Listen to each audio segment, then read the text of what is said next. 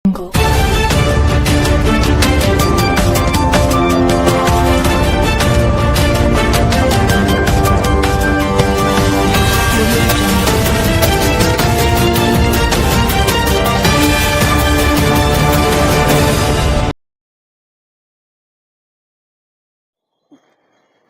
Hello ನಮಸ್ಕಾರ ಪ್ರಿಯ ವೀಕ್ಷಕರೇ, ಕರುನಾಡ ರತ್ನ ನ್ಯೂಸ್ಗೆ ಸ್ವಾಗತ ಸುಸ್ವಾಗತ.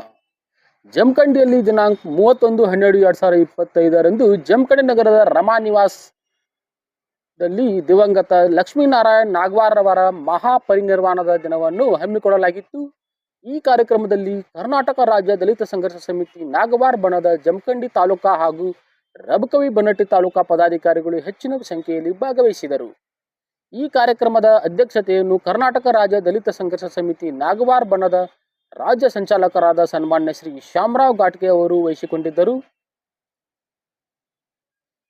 ರಾಜ್ಯ ಸಂಚಾಲಕರಾದ ಶ್ರೀ ಶ್ಯಾಮರಾವ್ ಘಾಟ್ಗೆ ಅವರು ಶ್ರೀ ಲಕ್ಷ್ಮೀನಾರಾಯಣ್ ಅವರ ಭಾವಚಿತ್ರಕ್ಕೆ ಪೂಜೆ ಸಲ್ಲಿಸಿ ಮಾತನಾಡಿದ ಘಾಟ್ಗೆ ಅವರು, ಇಂದು ರಾಜ್ಯದಲ್ಲಿ ಮತ್ತು ದೇಶದಲ್ಲಿ ಜಾತಿಯ ತಾರತಮ್ಯ ಹಾಗೂ ಅಸ್ಪೃಶ್ಯತೆ ಇನ್ನೂ ಜೀವಂತವಾಗಿದೆ ಎನ್ನುವುದಕ್ಕೆ ಹುಬ್ಬಳ್ಳಿ ಇನಾಂ ವಿರಾಂಪುರ ಗ್ರಾಮದ ಮರ್ಯಾದೆ ಹತ್ಯೆಯೇ ಇದಕ್ಕೆ ಜೀವಂತ ಸಾಕ್ಷಿಯಾಗಿದೆ ಎಂದರು. ನಾಗವಾರ್ ಅವರು ನಿಧನ ಹೊಂದಿ 1 ವರ್ಷವಾದರೂ ಕೂಡ ಸರ್ಕಾರವು ನಾಗವಾರ್ ಅವರ ಕುಟುಂಬಕ್ಕೆ ಸರ್ಕಾರಿ ಸೌಕರ್ಯ ಕೊಡುವುದಾಗಿ ಭರವಸೆ ನೀಡಿತ್ತು. ಆದರೆ ಅದು ಇನ್ನೂವರೆಗೆ ಈಡೇರಿಲ್ಲ. ಕೂಡಲೇ ಅವರ ಕುಟುಂಬಕ್ಕೆ ಸರ್ಕಾರಿ ನೌಕರಿಯನ್ನು ಒದಗಿಸಬೇಕು ಎಂದರು. ಪುಣ್ಯಸ್ಮರಣೆ ಕಾರ್ಯಕ್ರಮದಲ್ಲಿ ಜಿಲ್ಲಾ ಸಂಚಾಲಕರಾದ ಮುತ್ತಣ್ಣ ಮೇತ್ರಿ, ಚಂದ್ರು ಹರ್ಜನ್, ಲಕ್ಷ್ಮಣ್ ಹರ್ಜನ್, ನಾಗರಾಜ್ ಹೆಗಡೆ, ಪರಶುರಾಮ್ ನಾಟಿಕಾರ್, ಅಬೂಬಕರ್ ಕುರ್ಚಿ, ಪರಶುರಾಮ್ ಮಾಂಗ್, ಸದಾಶಿವ್ ಕಾಂಬ್ಳೆ, ರಮೇಶ್ ಪೂಜಾರಿ ಹಾಗೂ ಕರ್ನಾಟಕ ರಾಜ್ಯ ಸಂಘರ್ಷ ಸಮಿತಿ ಪದಾಧಿಕಾರಿಗಳು ಉಪಸ್ಥಿತರಿದ್ದರು. ಸಂಪಾದಕರು ರವಿ ದೊಡ್ಮನಿ, ಕರುನಾಡ ರತ್ನ ನ್ಯೂಸ್, ಜಮಖಂಡಿ.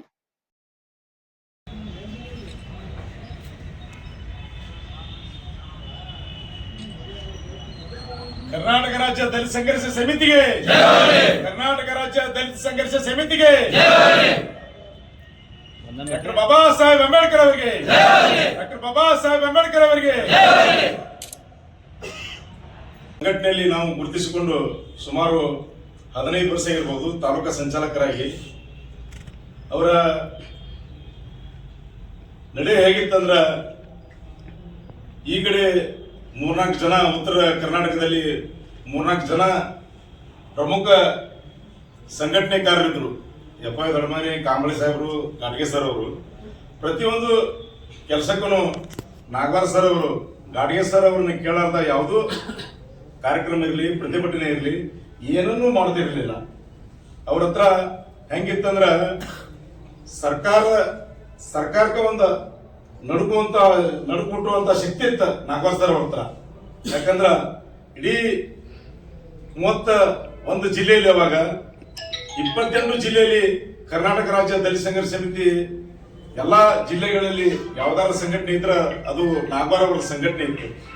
ಅವರ ನಿಧನ ಹೊಂದಿದ ನಂತರ ಸ್ವಲ್ಪ ಸಂಘಟನೆ ತಟಸ್ಥ ಉಳಿದು ಮೊನ್ನೆ ಬೆಂಗಳೂರಿನಲ್ಲಿ ಸಭೆ ಸೇರಿ ನೂತನ ಪದಾಧಿಕಾರಿಗಳ ಆಯ್ಕೆಯಲ್ಲಿ ಸುಮಾರು 18-19 ಜಿಲ್ಲೆಯಿಂದ ಆಗಮಿಸಿ ಒಮ್ಮತದಿಂದ ರಾಜ್ಯ ಸಂಚಾಲಕರನ್ನಾಗಿ ಘಾಟ್ಗೆ ಸರ್ ಅವರನ್ನು ಆಯ್ಕೆ ಮಾಡಿ, ಸನ್ಮಾನ್ಯ ಘಾಟ್ಗೆ ಸರ್ ಅವರು ನೇತೃತ್ವದಲ್ಲಿ ಕರ್ನಾಟಕ ರಾಜ್ಯ ದಲಿತ ಸಂಘರ್ಷ ಸಮಿತಿ ಪ್ರತಿ ಜಿಲ್ಲೆಯಲ್ಲಿಯೂ ಕೂಡ ಸನ್ಮಾನ್ಯ ರಾಜ್ಯ ಸಂಚಾಲಕರಾದ ಘಾಟ್ಗೆ ಸರ್ ಅವರು ಪ್ರತಿ ಜಿಲ್ಲಾನ್ನು ಸಂಚರಿಸಿ ನೂತನ ಪದಾಧಿಕಾರಿಗಳನ್ನ ಆಯ್ಕೆ ಮಾಡೋದ್ರಲ್ಲಿ ಹಾಗೂ ದಲಿತರಿಗೆ ಅನ್ಯಾಯ ಅತ್ಯಾಚಾರ ಆದಾಗ ಪ್ರತಿಭಟನೆ ಮಾಡುವುದರ ಮೂಲಕ ಎಲ್ಲರಿಗೂ ಕರೆ ಕೊಟ್ಟು, ಜಿಲ್ಲೆಯಲ್ಲಿ ಎಲ್ಲ ರಾಜ್ಯದ ತುಂಬೆಲ್ಲ ಕರೆ ಕೊಟ್ಟು ಅವರಿಗೆ ಪ್ರತಿಭಟನೆ ಮಾಡೋದಕ್ಕ ಒಂದು ಹುಮ್ಮಸ್ಸನ್ನು ತುಂಬುತ್ತಾ ಇದ್ದಾರೆ.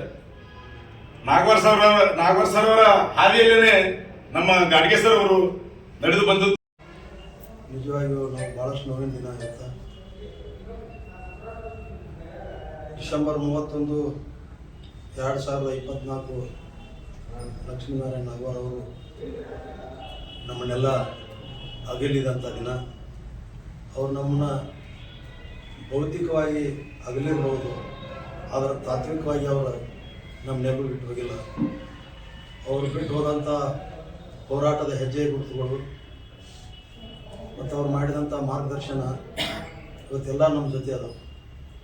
ಇವತ್ತು ಈ ವೇದಿಕೆ ಮೇಲೆ ಇವತ್ತಿನ ಕಾರ್ಯಕ್ರಮದಲ್ಲಿ ನಾವು ರಾಜ್ಯ ಸಂಚಾಲಕ ಮಾತಾಡೋದು ಕೂಡ ಅದು ಕೂಡ ಅವ್ರ ಆಶೀರ್ವಾದ ಅಂತೇಳಿ ನಾನು ತಿಳ್ಕೊಂಡಿದ್ದೀನಿ. ಯಾಕಂದ್ರೆ ನಮ್ಮ ಜಿಲ್ಲೆ ಬಿಜಾಪುರ ಅಖಂಡ ಜಿಲ್ಲೆ ವಿಭಜನೆ ಆದಾಗ 1998 ಬಾಗಲಕೋಟೆ ಜಿಲ್ಲೆ ಹೊಸ ಜಿಲ್ಲೆಯಾಗಿ ನಿರ್ಮಾಣ ಆಯಿತು. ಆವಾಗ ಒಂದು ಸ್ವಲ್ಪ ನಾನು ಬೇರೆಯವ್ರಿಗೆ ನಾನು ಸಿನಿಯಾಟಿ ಪ್ರಕಾರ ನಾನು ಜಿಲ್ಲಾ ಸಂಚಾಲಕ ಮಾಡಬೇಕಾಗಿತ್ತು.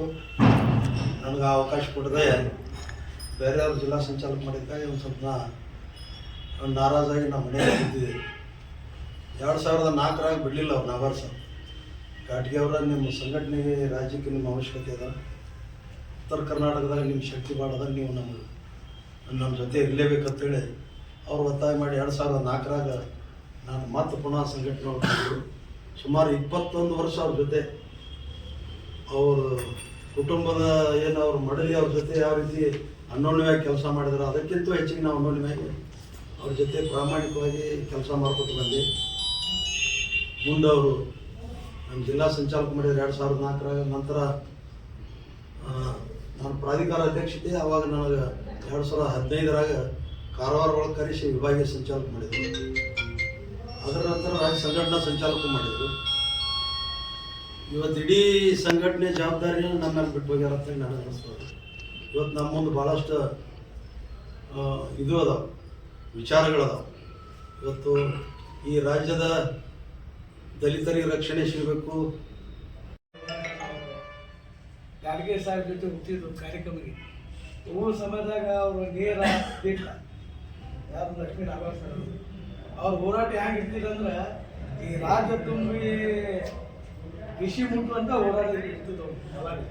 ಯಾಕಂದ್ರೆ ಹೋರಾಟ ಎಲ್ಲಿ ಅನ್ಯಾಯ ಆಗ್ತೈತಿ ಅಲ್ಲಿ ಧ್ವನಿ ಅವ್ರು ಎಬ್ಬಿಸ್ತಿದ್ರು. ಈ ರಾಜ್ಯ ತುಂಬಿ ಬಹುಶಃ 30 ಜಿಲ್ಲೆಯಲ್ಲಿ ಅವ್ರ ಸಂಘಟನೆ ಚತುರವಾಗಿ ನಡೀತಿತ್ತು. ಆ ಸಮಯದಲ್ಲಿ ನಾವು ನೋಡ್ತಿದ್ವಿ ದೇಶದಲ್ಲಿ.